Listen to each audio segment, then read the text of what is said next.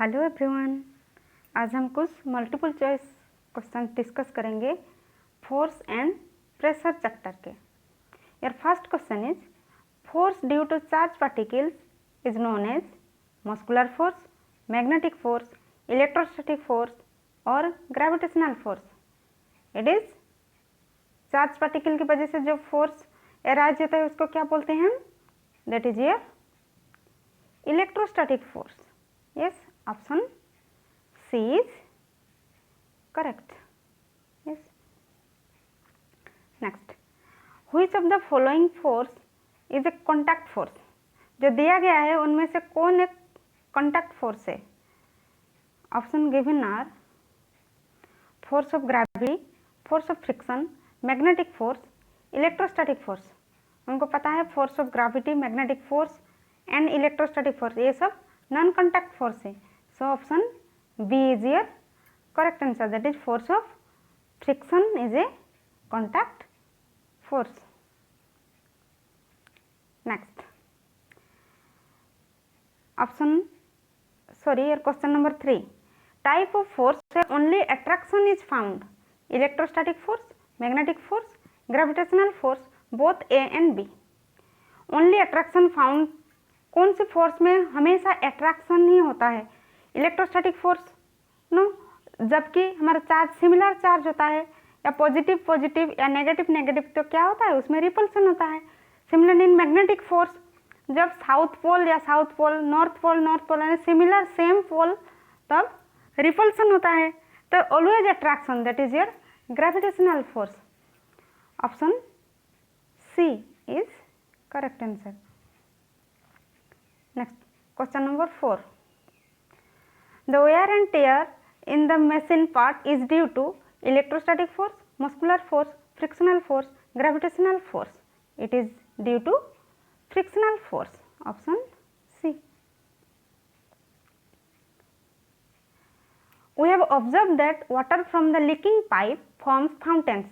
What conclusion can you draw from this observation? ये आप लोग हमेशा घर में कहीं पे भी देखा होगा, जैसे जो पाइप जहाँ लीक होता है वह वाटर के फाउंटेन बन जाता है। तो इसके वजह क्या है? Water exert pressure on the wall, water is flowing, water does not exert pressure, water is at rest. Your correct answer is water exert pressure on the wall and on the bottom of the container. Yes. Next question number 6, Which one of the following is used to measure the atmospheric pressure? यानी कि कौन से instrument हम use करते हैं atmospheric pressure measure करने के लिए? गैल्वेनोमीटर, बैरोमीटर, क्लिनोमीटर और thermometer. That is your barometer. Option B. Next, liquid pressure depends upon area of the liquid surface, shape of the liquid surface, height of the liquid column, none of this. Liquid pressure depends upon height of the liquid column, that is option C.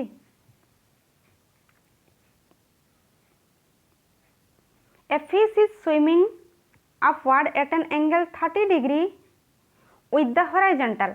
The direction of the force of gravity acting on it is, यानी कि एक मछली swimming कर रहा है upward at an angle 30 degree with the horizontal. तो direction of force of gravity acting on it, तो force of gravity का डायरेक्शन किस तरफ होगा? अपवर्ड, डाउनवर्ड, हॉरिजॉन्टल और at an angle upward. It is downward. Force of gravity का direction हमेशा कहाँ होता है? डाउनवर्ड ही होता है। So option B. When a body is stationary, एक बॉडी कब स्टेशनरी होगा? There is no force acting on it. The force acting on it but not in contact with it. The combination of forces acting on it balances each other. The body is in vacuum. A body stationary कब होगा? जब जितने सारे या equilibrium कहा जाएगा कब? जबकि कॉम्बिनेशन ऑफ फोर्स या नेट फोर्स जितने भी फोर्सेस उस पर एक्टिंग हो रहा है सभी balances each other. So option C is your correct answer. Which of the following is not a force? Force नहीं है bending, heating, pressing, twisting. Bending हो, बेंट होना हो तो हमको क्या मस्कुलर फोर्स यूज होता है, या प्रेस या ट्विस्टिंग, ये सब फोर्स है, लेकिन heating is not a force. So option B is your correct answer.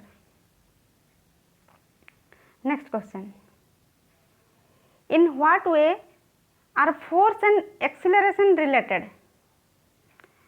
Relation क्या है फोर्स एंड एक्सीलरेशन के बीच में? Inversely proportional, directly proportional, F is proportional to a square, there is no relation. क्या होगा इसके रिलेशन? हमको पता है फोर्स इज क्या है, F is equal to mass into acceleration, है ना.